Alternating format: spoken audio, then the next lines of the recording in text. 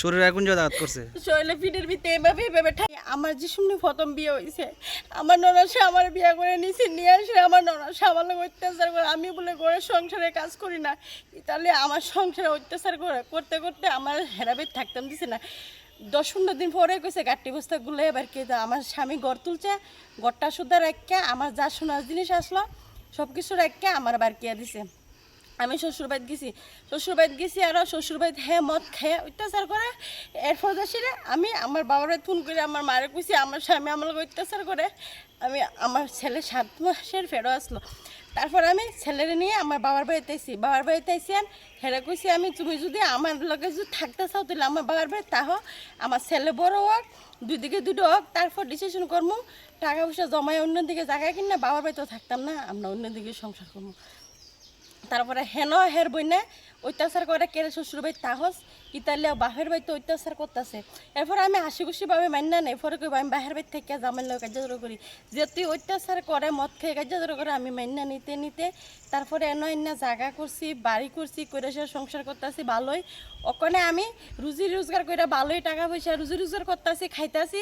আমি তো কষ্ট করে টাকা পয়সা কাম করতেছি, আমি তো আর ফাঁকা তলে ঘুমায় রুজি করতেছি না। আমার জামাই যদি রুজি করে আমিও পেছন দিয়ে যে জামাই লোকে রুজি করি, তাহলে সংসারটা আমরা দুজনের। তো তুমি টাকা পয়সা বোনেরে নিয়ে দেলাইবা, তাহলে আমি তো তোমার কিছু কইতাম, আমি কিছু কইলে আমার লগে অসাধ্য। আর বইনে কইব মার তাইরে মাইরা ফিটটা বাইতে বাগাই দে। আজকে কি হইছে?